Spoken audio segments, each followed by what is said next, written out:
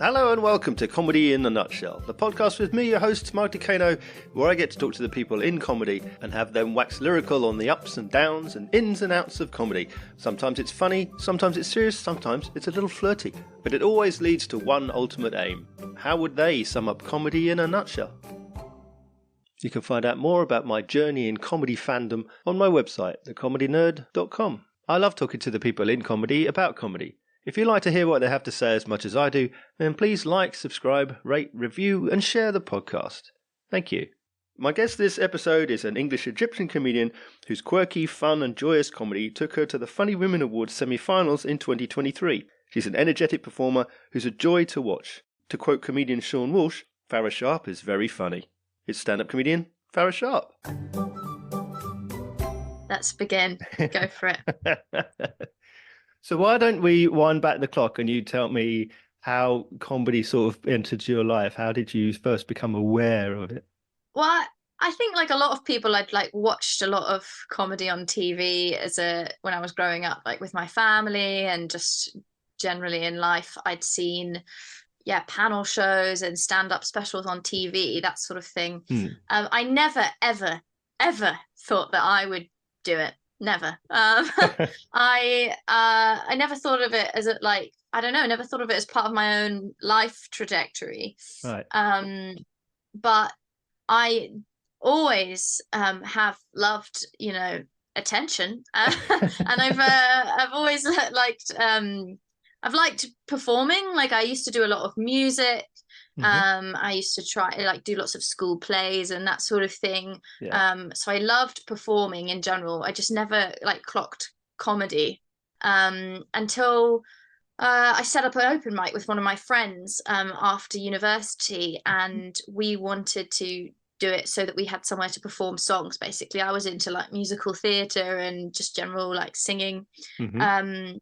And so we set up an open mic with the excuse that we were going to sing at it. Basically, that was the intention for it. And then we started getting comedians asking to perform at our night.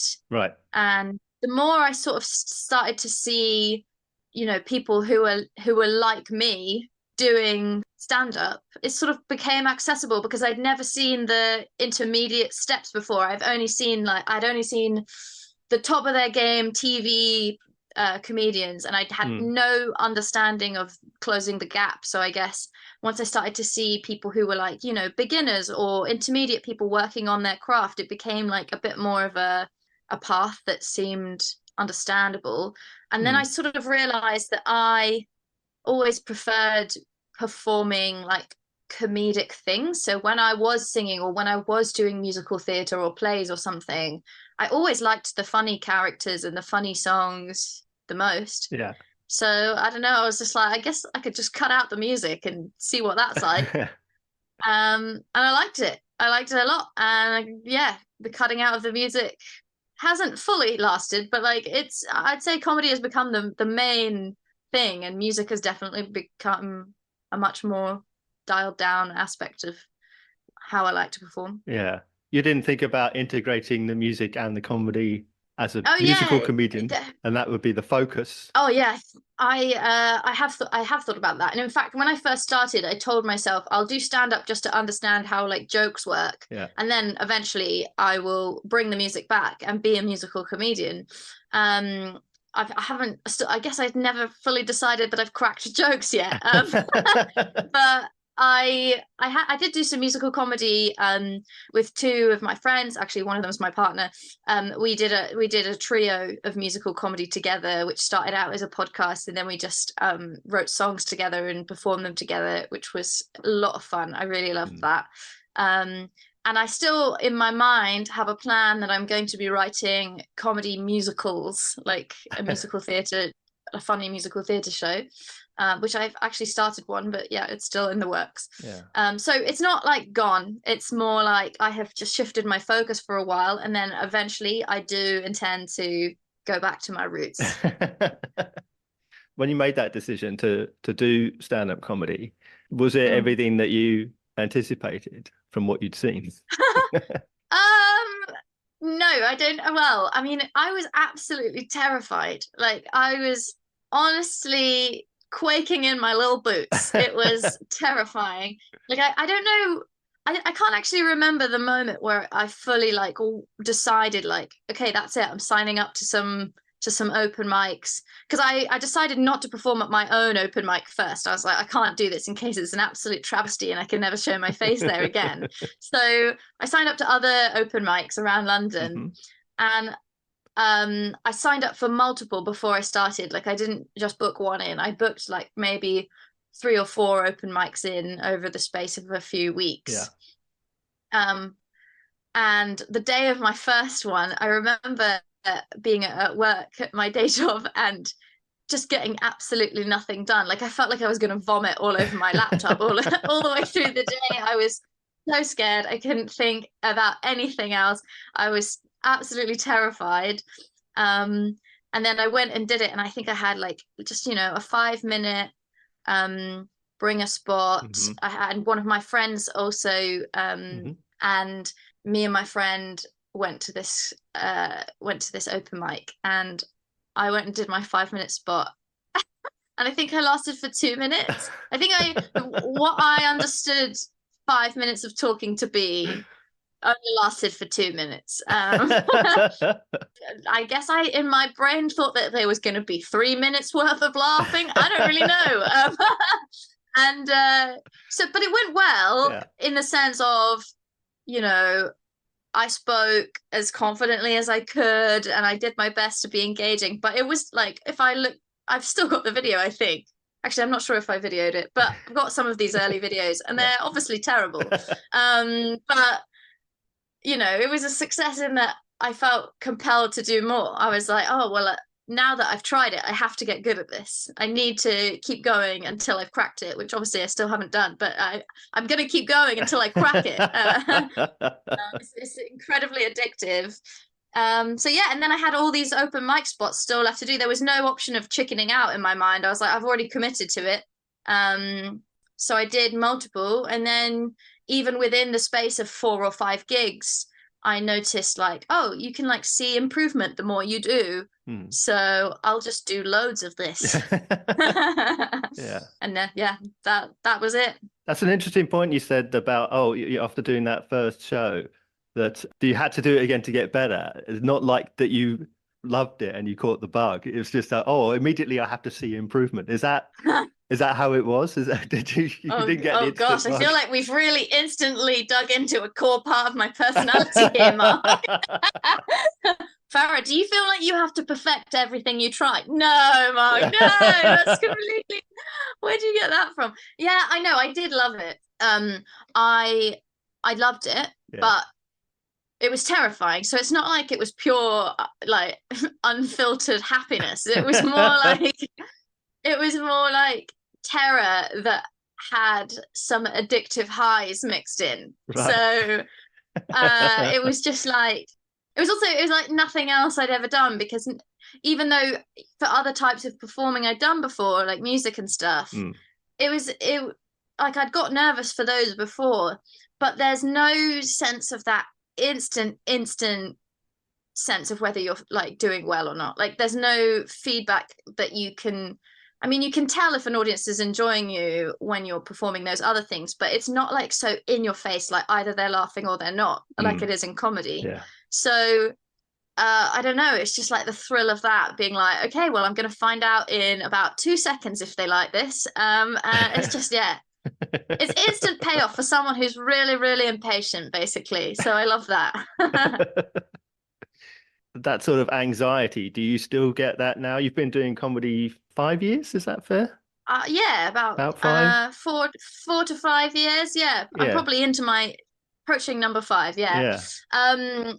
Do I still get that? No, I don't get nervous in the same way anymore. I mean, I guess I do get nervous for, like, you know, something maybe particularly important if I'm doing a show and I know that there's someone key in the audience, or like it's a bigger venue than I've ever done before or something like that. I'll still get a bit nervous, but it's not nervous in the same way that I used to be nervous. Like at the beginning, it was like just like pure terror. I don't even know how to describe it other than like absolute terror. Whereas now it's more like, you know, nerves in the sense of, oh, this matters. Like, I need to do my best. This has to go well. Like, it's more like, I don't know if it's rational. I guess like it's more like, it seems more rational in the sense that I know that there's purpose to these worries and there's like reason behind them. Whereas before it was just like,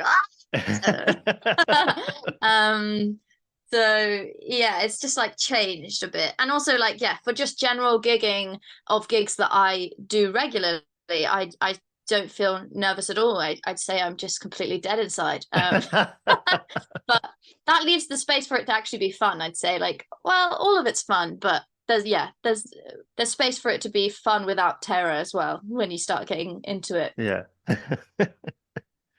Just in these first few minutes of talking, you said a few things like, you know, I'm still working on doing the jokes right and things like that. At what point, if at all, did you start calling yourself a comedian? I say that, yeah, that's interesting. I feel like I don't know when you can properly, everyone probably has a different answer for when to call yourself a comedian.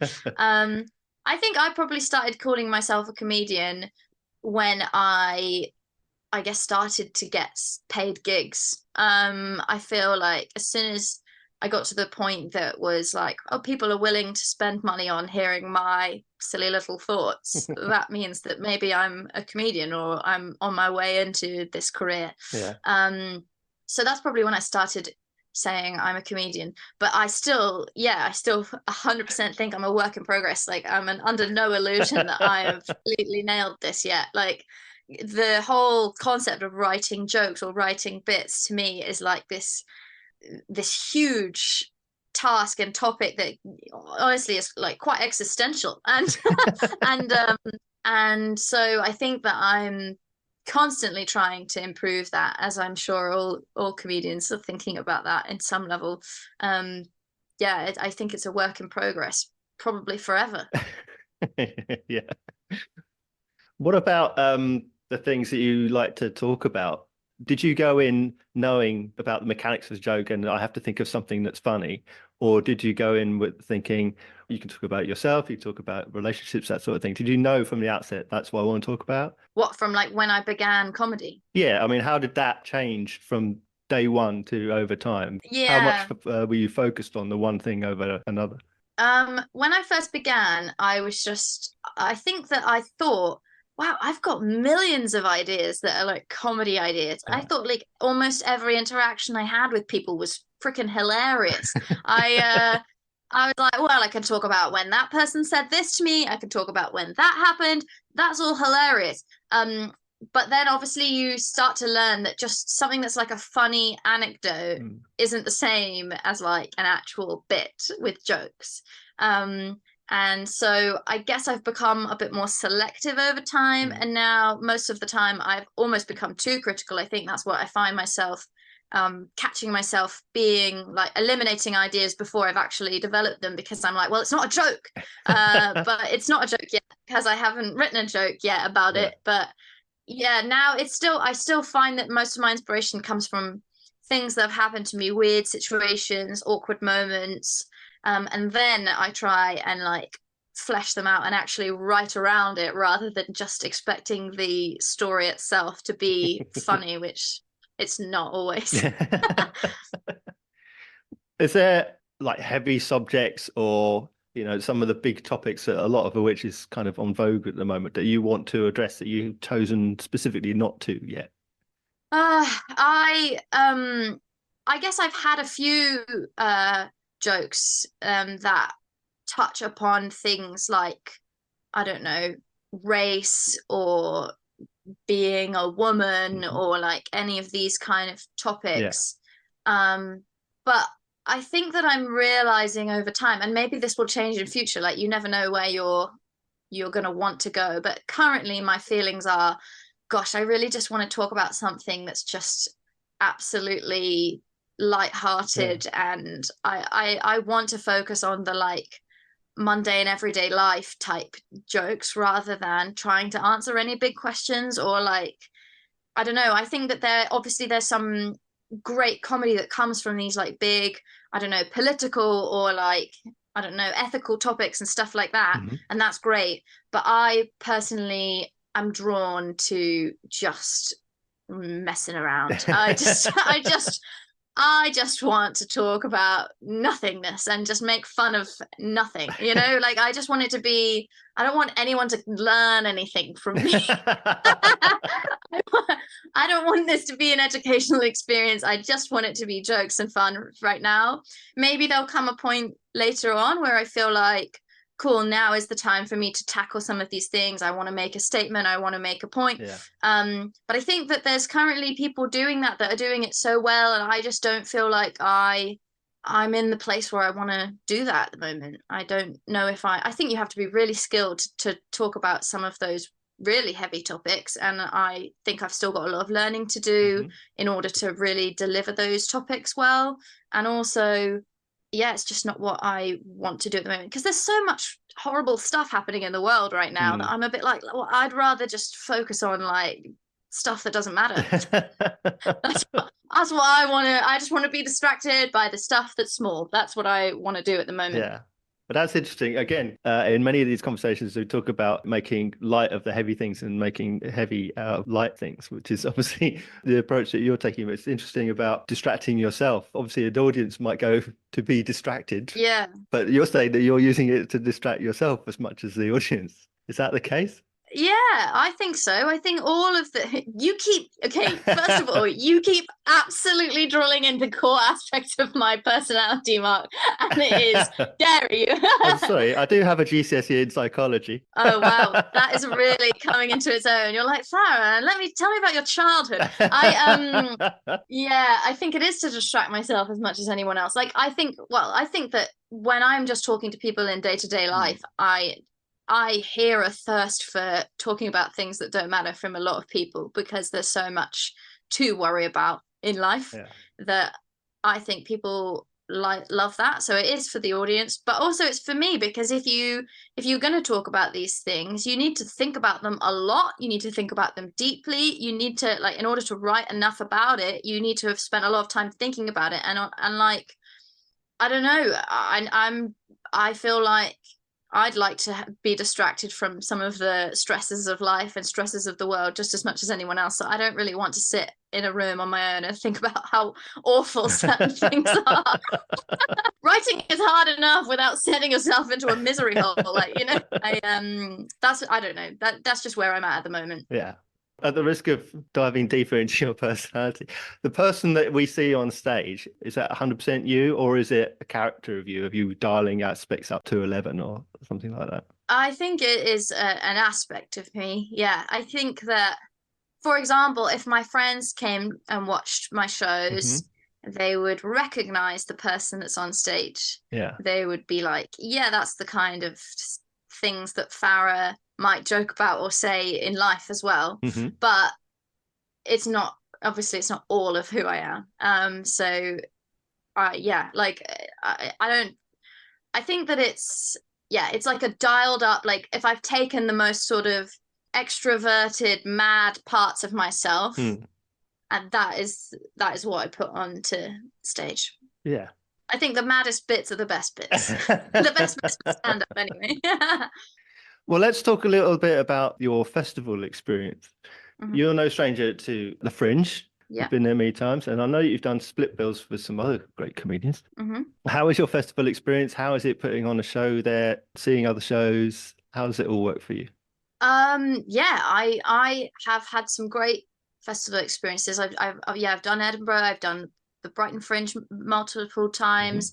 I'm in the process of applying and setting up a solo work in progress to take to various festivals around the country this year. So I am throwing myself into it. I think that it's really useful to get into these festivals sometimes because for example, in Edinburgh, you can, test out your material every day for extended periods of time, and there's plenty of people that have come to Edinburgh specifically to watch comedy or theatre or shows in general. So like whereas if you were just, for example, putting on as many shows as you would do at the Edinburgh Fringe but just sort of in your town, if you tried to put like a week's worth of Farah's thoughts for a week, I don't know, it might be slightly harder to generate the same level of audience, simply because there aren't as many people specifically there to go and see shows.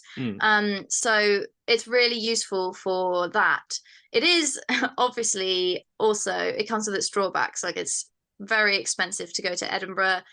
The other festivals around the country are expensive too in their own ways. Sometimes you know, you've got registration fees, and you've got to market your show, and obviously travel to wherever it is, sometimes stay overnight. It really isn't a cheap thing to decide to do. You've got to make a decision on the trade-off between what you'll gain out of it versus what you've got to put into it. But I think it's really useful for your own show. And it's also, as you say, you can go and watch loads of other comedy shows or theatre, whatever you're into. There's so much on at these festivals that it's a very inspiring time and a very exhausting time. It's a good way to like fill your brain with exciting tingly sensations, and then need a long sleep afterwards. So if you're watching other comedians, do you watch them as a comedian? Do you just sit back and laugh, or do you have to analyze where they're going and what they're doing? I think I try to just sit back and laugh, but I think there's now a part of me that can't fully do that with stand-up anymore. I think that there's an element of the magic that is lost forever. I've seen behind the curtain, and I know too much. I've seen how you have to go about to build these jokes. I've seen the amount of work that goes in. Like, I can't not now sort of analyze what they've gone for, or what types of jokes they're using, or how they've delivered it and did it land, and oh, that's interesting that they decided to do that. Like, I can't not think like that to some level. It's interesting, but like I love to go and see comedy. But it's not necessarily how I would choose to spend my completely free time anymore. Like, I feel like in the past, maybe I would have decided, you know, oh, it's my birthday, I'll go and see like a nice comedy show or something. Now I'll be doing something that's nothing to do with comedy on my birthday. If I go to comedy, I'll enjoy it, but it will be like partly a research venture. Is that exclusively for stand-up, or does that translate to, you know, I won't watch a sitcom on television, I won't go and see a humorous play? I think it translates slightly less when it's not stand-up. Like, I do still watch sitcoms for fun. I do still go to funny shows. I still analyze to some level, because I have aspirations to script write myself. Of course. So I can't help but try and absorb some of it. But it's less purely analytical than when I see stand-up, I think, because I've spent most of my time doing stand-up at the moment. So yeah. What about the competitive side of it? Like, if you're doing your fringe show, for example, you're competing with thousands of other shows, hundreds of other stand-up shows. How do you deal with competing with all those other shows for audience's attention? With an existential crisis, Mark. Of course. Yeah. I wish I had some really slick answer about, like, well, obviously you can deal with it like this. But I think that it just makes you constantly, I'd say I oscillate between a state of like, oh God, why did I think I could do this? What have I got to say? Why would anyone want to come and listen to me? This is terrible. To then the other end of the spectrum being like, I am hilarious. Like, this is gonna make people are gonna be lapping this up. And I don't think I've settled on one end or the other for longer than, I don't know, 20 minutes.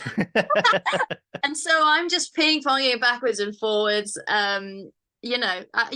That's the way I cope with it. Does that sound healthy? Does that sound good? My job is to find out where you're at, not to cure you. Okay.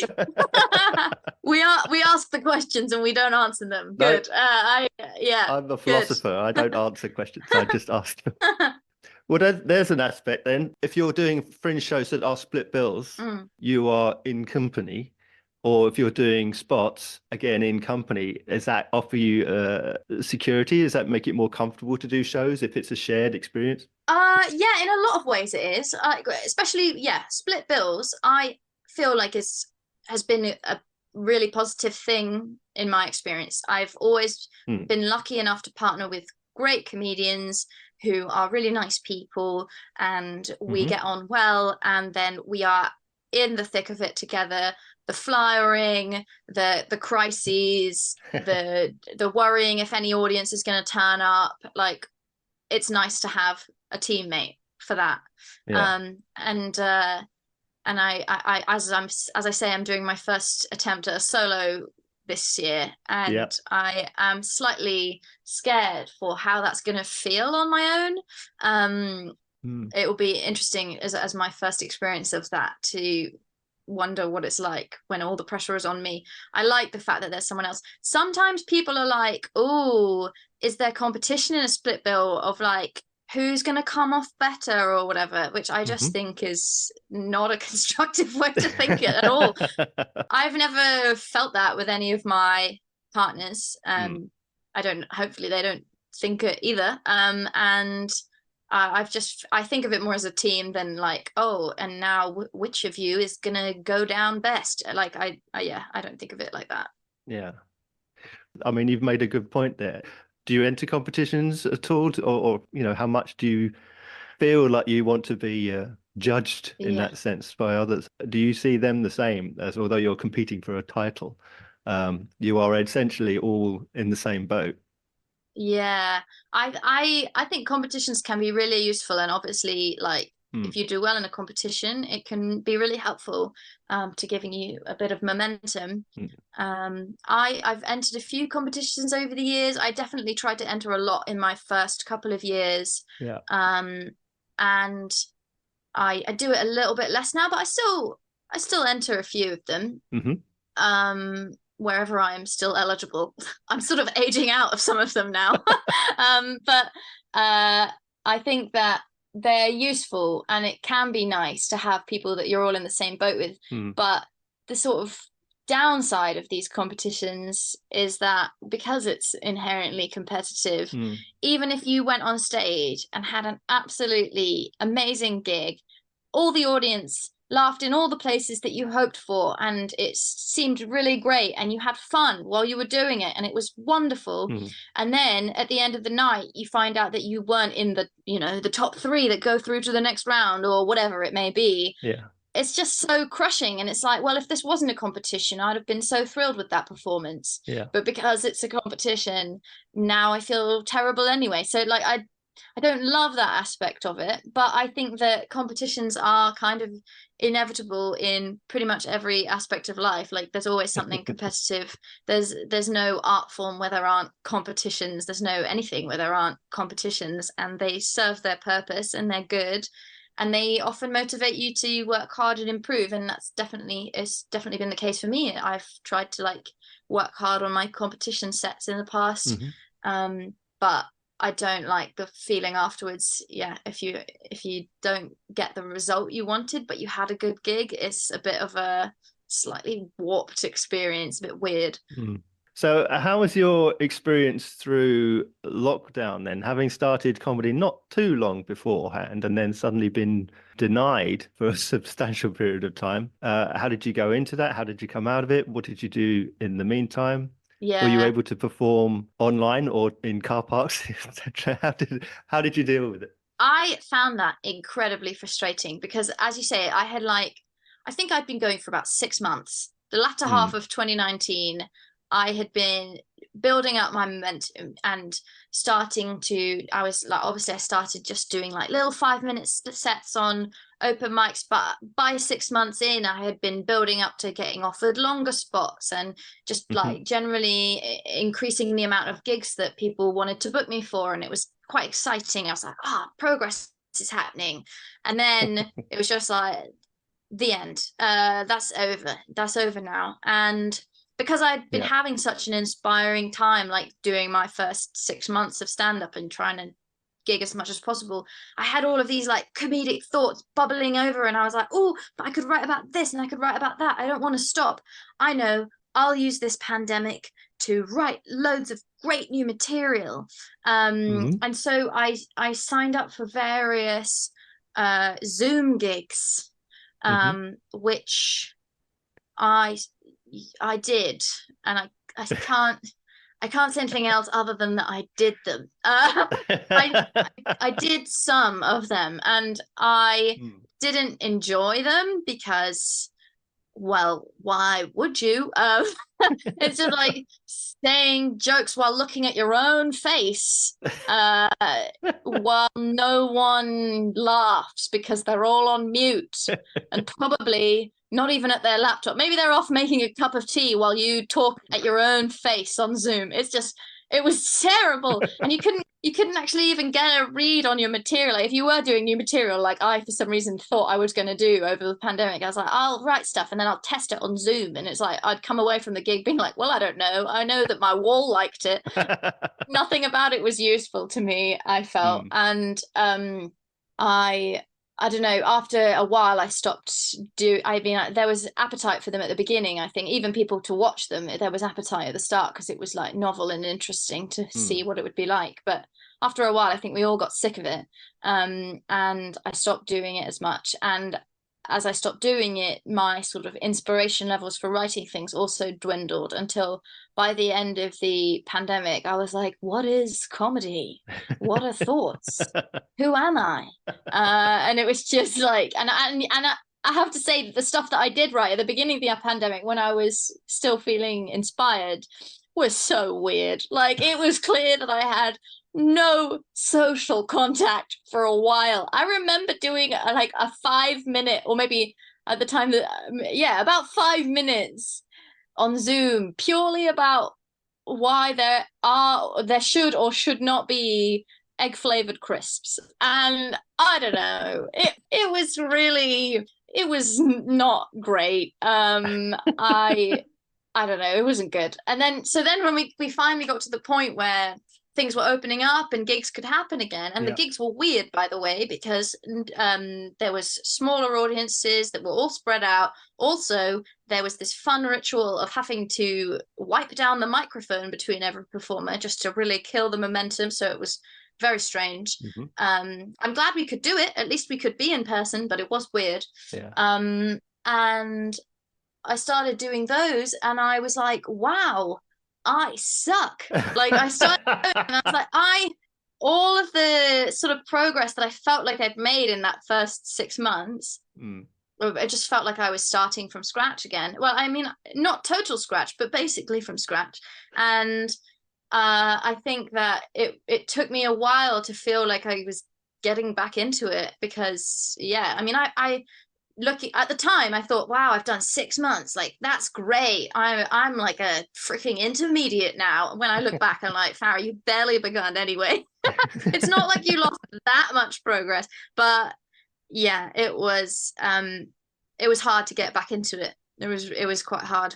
Well, from being locked down to traveling far and wide, so you've toured the UK, you've played abroad. How do you find regional or international differences in approaches to humor and approaches to your material?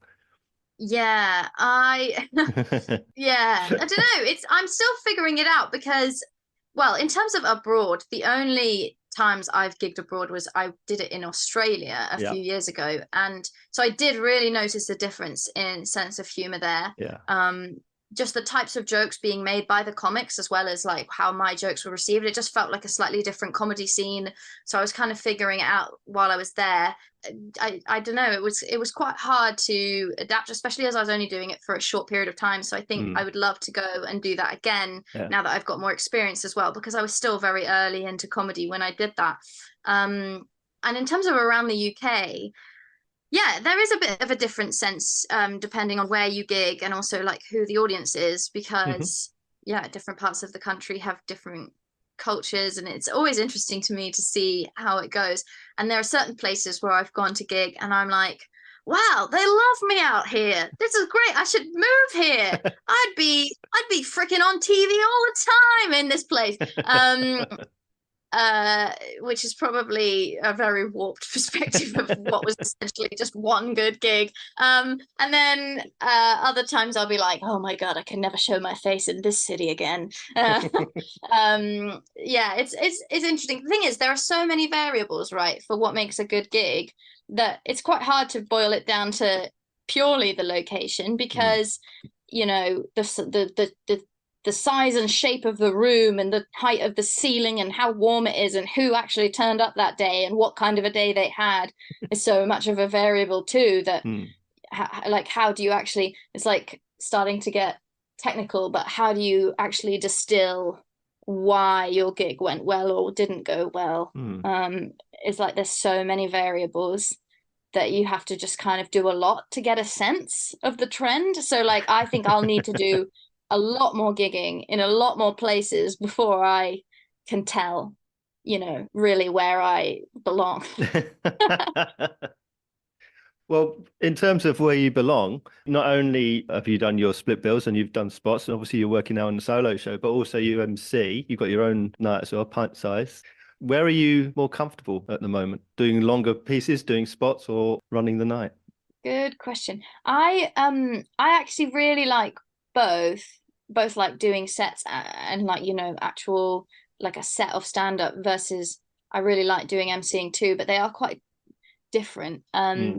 I like the sort of creative complexity that I can build into a set. I like the fact that because I know that the set is going to be this long and that hopefully no one's going to interrupt me, and I can play with the audience's attention and stuff. I can build in my callbacks, or I can decide to weave this in there, and like I really like the sort of intricacy that you can try and build up in that, and I think that's really fun.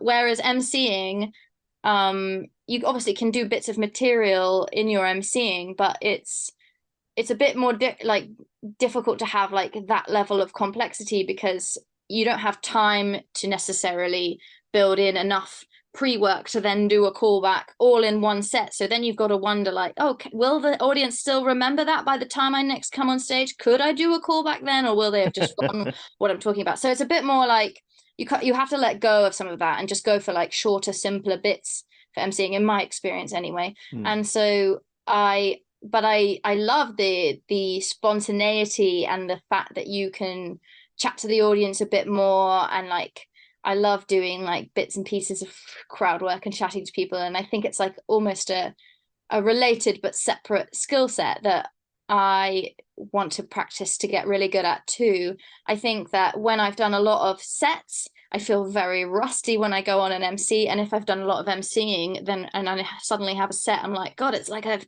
never performed before, but it's like I have been gigging, it's just a completely different type of gigging. And so I really like to have a mixture of both to try and keep it spicy. And in terms of that spontaneity, do you build into material moments for improvisation for what's happens in the room to change and alter your set? When I'm doing just like in normal like sets of stand-up, do I build that in? Yeah. A little bit. Like there are moments where I might ask a question to the audience or something like that. It's something that I'd like to get a bit better at. But the thing is, I like the fact that it's slightly open-ended when I MC. Like I kind of love the challenge of not having a clue about what they're going to say and then having to just go with it and like make something up. Whereas when you're doing a set, right, you probably know where you want to end up. You know what joke needs to come next, and you don't want to just be like, okay, changing onto this now with no seamless like. So it's a bit harder, I think, to work in good crowd work to a set that doesn't just then completely derail your whole, especially if you've got limited time. I don't know. That's something I'd still like to get better at. Yeah, it's interesting. I was having a conversation with a comic the other night after a show, and they were talking about the crowd work they were doing. And this guy started rambling, and then he sort of saying, "Oh yeah, Joe, I could tell you the whole story." And I said, "You could have just said no. I absolutely don't want to hear your story," and then shut him down. So he was absorbing the energy in the room. So yeah, if you let them go on for too long, yeah. So it doesn't give you what you want, like you're looking for where you want to go. And as you said, if he takes you in an opposite direction, he could just destroy everything you've built up to. Exactly. And there's a real skill and art into getting people to say those juicy nuggets that you want them, that will give you something to go off, that is fun, versus digging for so long with no useful thing that they've said that is actually just become really boring. It's just become an interrogation of them telling you things and you're like, yeah, that's terrible. Let's try another question. And you don't want to do that for too long, and you don't want to let them talk for too long, because it's just, it just sucks the energy. You got to be able to, I've fallen in that rabbit hole before, and I think that it's a skill that needs flexing of figuring out how to like cut it off as well when they do go on for too long, because obviously it's not the audience's responsibility to figure out how to be engaging in that moment. It's your responsibility to manage the situation. So it's tricky. Well, in the sense of learning and discovering how to do the material and knowing where to go, when you're doing these collaborations, these split bills, which you said about it's a team effort, did you post-show analyze with each other about what worked, what didn't work? Do you look for those kinds of feedback? Depending on the split bill, we have sometimes done that, and it depends on it depends whether both of you want to do that or whether you're just trying to like, do your best stuff and see what happens. But I have been in the situation where we've after the show we've like made notes on each other's sets, and we've told each other like, I love when you do this, or when you put on that silly voice, it got more of a response than when you did it the other day, especially if you do multiple performances of that show, and then you can see like the slight variations in how the other person said it this day versus that day, and you can be like, actually I really liked when you did it like that versus this, and it's quite nice to get technical with that. And I think it's really like actually kind of important to have some comedians that you see and gig with and write with and everything regularly, because that's when you start to be able to get actually detailed feedback. Because if you are asking people that you don't gig with very often, or that just you don't know that well, they might just be nice and say, oh, that was great, yeah, you did really well, which isn't that useful. Or I've never had this, but maybe they'll just be horrible to you. So like you really need like some comics, and I think it takes time to find the people that actually like work well with you. But especially as comedy is such like stand-up is often a very solo, individual and kind of lonely thing to do. And if you're just alone with your thoughts and you're just the only one looking at what you've been doing and analyzing yourself, it's quite hard to sometimes identify what it is that you do when you go on stage, or what it is that you keep doing when you write. And so I think it's really useful to sort of form a team, even though you don't gig always as a team or anything like that, but form a team and commit to helping each other and reviewing each other. Like I have a group that I write with regularly. I have several comedians that I often meet up with to write with, and we test ideas with each other, and we can, and then when you do it regularly as well, that's when you can start going, oh, that bit's a lot like that other bit that you've written, maybe you could link them together, or maybe that plays nicely into your persona. And that's I think where the real like juicy juice of getting into it comes from. Is that the technical term? Yeah. The juicy juice of comedy. That's where the juicy juice is. And I think that's where the magic starts to happen. Yeah. Do you keep jokes in, even though collaborators have said you need to cut that, or you didn't get the audience response you were hoping for? Do you keep them in anyway for your own amusement? It depends. It depends whether that person has seen it multiple times, because if they just saw it that day and it bombed that day, I would kind of discard that if I was confident that it was working in general. I don't know, if I was on the fence about a bit and I was like, I don't know, sometimes it works and sometimes it doesn't, and then they go, I don't really think that's good, I might get rid of it, or I might be like, well, how can we make it better, which is I think often the way you should go, because if something made you laugh or you found something funny in the first place, then there must be a way. I do believe there must be a way to make everything funny somehow. But it can be really hard to find that way. What has so far been your best and worst experiences in comedy broadly? Best experiences are just the absolute adrenaline and fire of doing a gig that goes well and like coming off stage and being like, yeah, that was great. And I didn't make any mistakes and they laughed and they liked it. Yay, that was really good. And that, that is kind of the best thing about it in my mind. And like, and when you can come off stage and the other comedians are like, yeah, well done as well. And you're like, good. It's not just the fact that I've like deluded myself into thinking that this went well. Like, no, we all agree this went well. Great. So that's really nice. And when audience members come up to you afterwards and they're like, I really loved this bit. This bit's exactly what happens in my life. Oh, I've had this before. That reminds me of my friend. Oh, I love that. I think it's so nice when people really relate to what you've talked about. So that really makes me happy when you're like, that bit really spoke to me. Yeah. That's really fun. Worst moments is when you go on stage and you're booked to do a set that may be, I don't know, 10, 20 minutes long. And you say your first joke, and your first joke, it's reliable. You usually say a reliable first joke. Yeah. And you say your first joke and it gets almost nothing. And you're like, oh no. This is a good forecast for how this whole set is going to go. And you're up there and you're like, they hate it. They hate me. And I have to stand here and keep going because I've been booked for this long. So I'm going to keep going. And all of us hate it, including me. I'd like it to stop. You'd like it to stop. It's not going to stop. It's going to keep going. We're all suffering.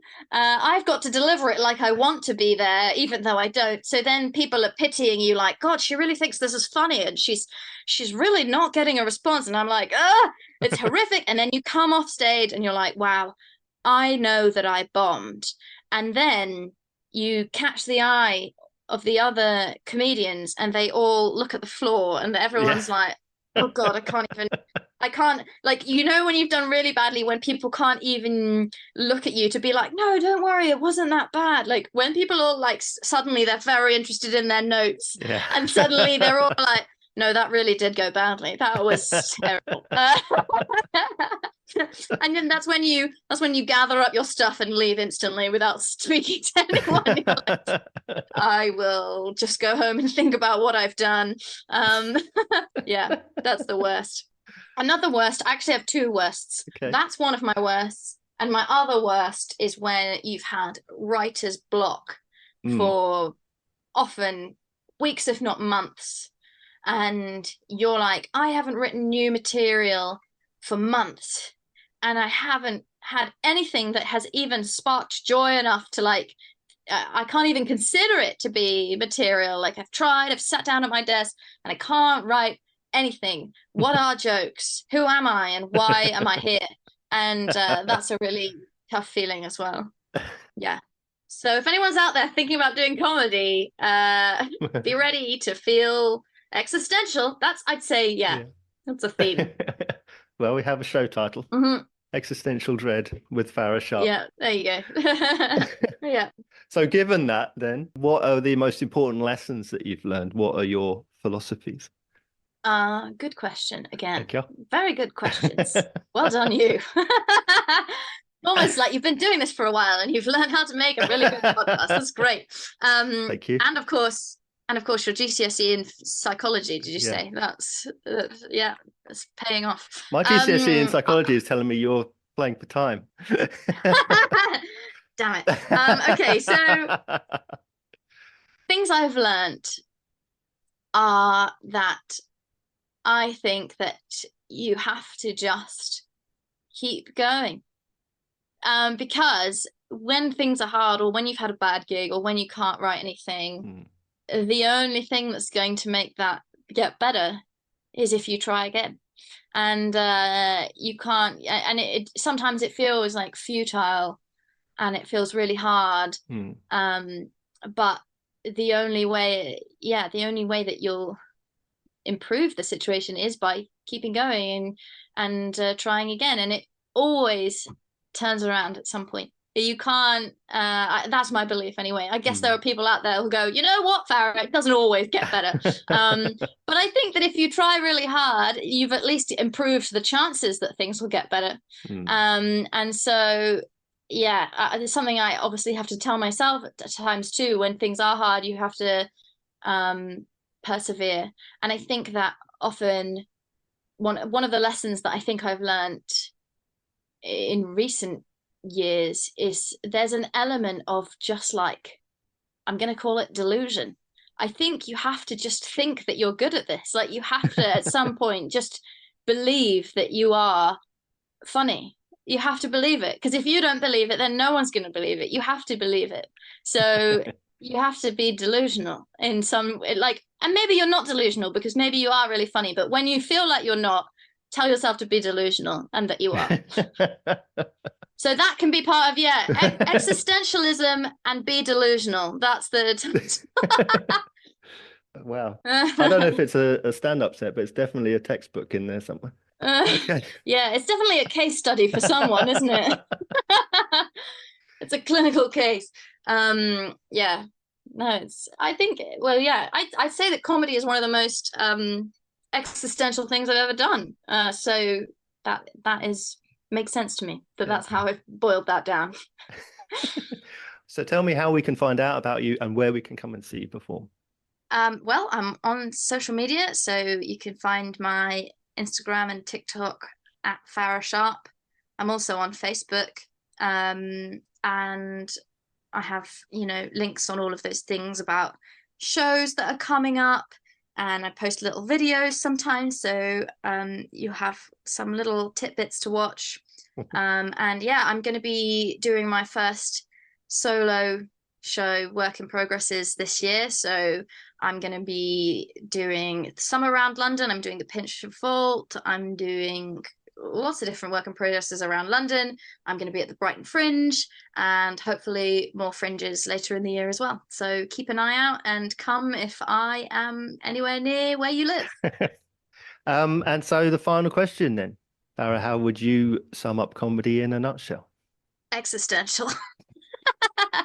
I think that's how I have to sum it up. I think it's existential, but it's okay, joyous existential. It's fun. It is fun.